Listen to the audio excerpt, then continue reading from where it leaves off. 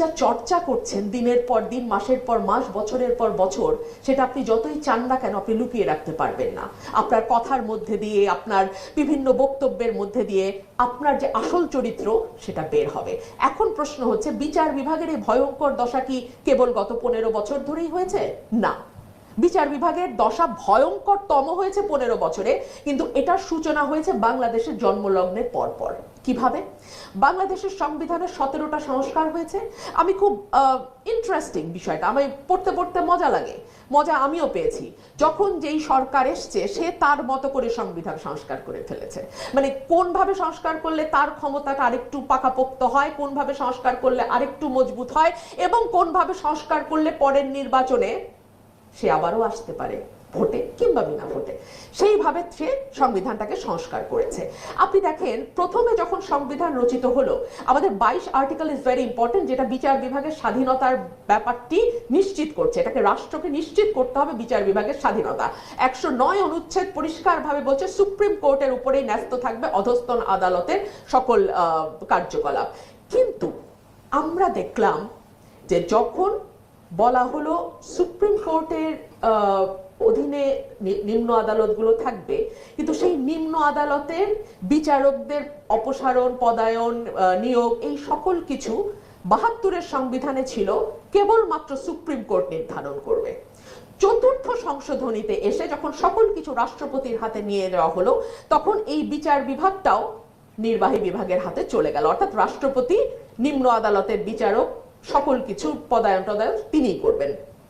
পরবর্তীতে পঞ্চম সংশোধনী দিয়ে কিছুটা ফ্লেক্সিবিলিটি আনা হলো, এবং সুপ্রিম কোর্টের সঙ্গে পরামর্শক্রমে রাষ্ট্রপতি এই নিয়োগ দেবেন। রাষ্ট্রপতি কে বাংলাদেশে বলেন তো?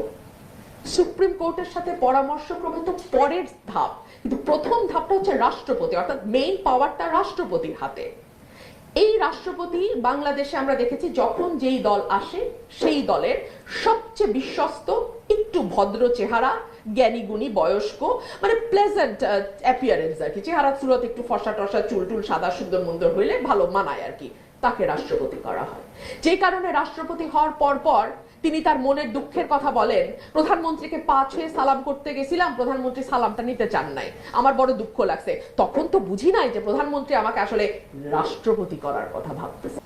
আমি একটা দলের কথা বলছি বলে ভাববেন না যে আমি অন্য দলের কোনো দায় নেই বলতে চাইছি, নো, একদমই না। মজার বিষয় হচ্ছে, একটা সরকার যখন 20 ভাগ কলুষিত করে, পরের সরকারে সেটাকে করে 40 ভাগ, তারপরেরটা এসে করে 70 ভাগ, তারপরেরটা 100 ভাগ। গত 15 বছরে 100 ভাগ কলুষিত করা হয়েছে। এখন আসতে পারে প্রশ্ন যে কিভাবে এই ব্যবস্থা থেকে উত্তরণ ঘটানো যায়। আমি বেশ কয়েকটি পয়েন্ট লিখে নিয়ে এসেছি। তার আগে দুটো ব্যক্তিগত অভিজ্ঞতা একটু বলি। জুডিশিয়ারি পচে দুই ভাবে। একটা হচ্ছে পুরোপুরি political appointments and political control, যেটা জুডিশিয়ারিকে কন্ট্রোল করে, যে কারণে খালেদাতুল কোবরার ব্যাপারে আমি সংসদে দাঁড়িয়ে বলবার পরেও খালেদাতুল কোবরার 2 পয়সা উপকারও হয় নাই। সংসদ যিনি চালাতেন প্রধানমন্ত্রী, যদিও স্পিকারের চালানোর কথা, প্রধানমন্ত্রী তিনি যখন চেয়েছেন বা তিনি যখন বলছে আচ্ছা ঠিক আছে বাদ দাও, তখনই সম্ভবত সে মুক্তি পেয়েছে। তো politicise judiciary, political appointment, political পার্সনদের অ্যাপয়েন্টমেন্ট, আমার একেবারে খাস লোককে জুডিশিয়ারিতে বসাইতে হবে কারণ তার ঘাড়ে বন্দুক রেখা, বাকি যা যা করার আমি করব, এইরকম মেন্টালিটি জুডিশিয়ারিকে ধ্বংস করে। আরেকটা হলো টাকা। যখন আপনি এই ধরনের লোককে নিয়োগ দেবেন এবং এই ধরনের লোকের ঘাড়ে বন্দুক রেখে আপনি সংবিধানকে ইচ্ছা মতো সংশোধন করবেন, খুব ভালো মতন জানে যে কোন সংবিধানের কোন কোন ধারা অসাংবিধানিক, এটা জজ সাহেবরা জানেন না তা না, কিন্তু তারা সেটা বলবেন না। তারা পলিটিক্যাল ব্যাপারে নাক গলাবেন, তারা বিরোধী দলের নেতার বক্তব্য মিডিয়াতে আসতে পারবে না এরকম রায় দেবেন অবলীলায়, কিংবা তারা সংবিধান সংশোধন করে এমন অবস্থা করবেন কেয়ারটেকার সরকার বাতিল হয়ে যাবে এবং একটা পলিটিক্যাল কেওস তৈরি হবে, পুরা জাতি সর্বনাশের মুখে পড়বে। এই রায় দিতে তারা দুইবার চিন্তা করবে না। এই রকম বিচারক আসলে আপনি চান, এবং এই রকম বিচারককে দিয়ে যখন আপনি এই ধরনের রায়গুলো আদায় করে নেন আপনার পক্ষে, তখন বিচারক চিন্তা করে তোমাকে তো আমি অনেক সুবিধা দিয়ে ক্ষমতায় রাখছি, তাহলে আমি যখন 1000 কোটি টাকা ডিল করব আন্ডারহ্যান্ড, তুমি সরকার হিসাবে কোনো আওয়াজ তুলতে পারবা না। বুঝছেন? এটা মিউচুয়াল বেনিফিটের ব্যাপার। আমরা বিচার বিভাগে আছি, আমরা তোমাকে যত অন্যায্য সুবিধা দিয়ে ক্ষমতায় রাখবো, তার বদলে আমি কি কি অন্যায্য রায় দিচ্ছি পয়সার বিনিময়ে তুমি কোনো কথা বলতে পারবা না।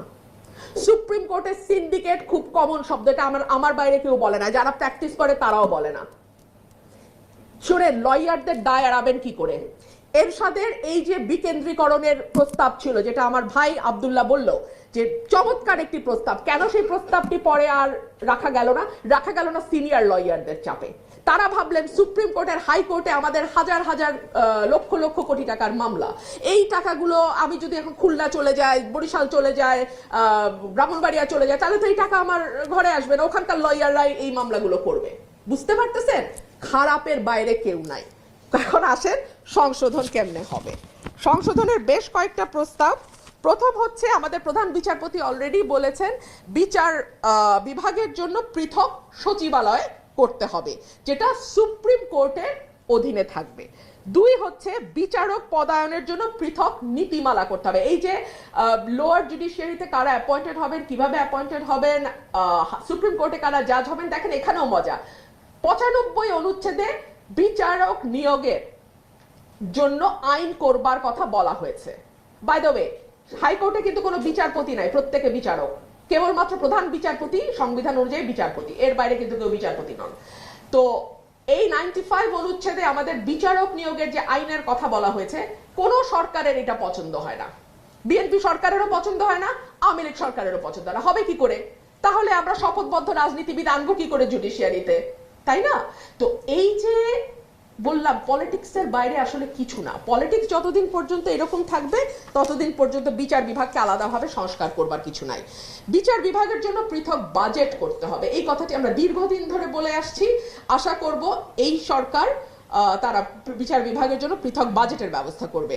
অন্য সার্ভিসের সাথে বিচার বিভাগের বেতন সুযোগ সুবিধার যে বৈষম্য আছে সেটা দূর করতে হবে।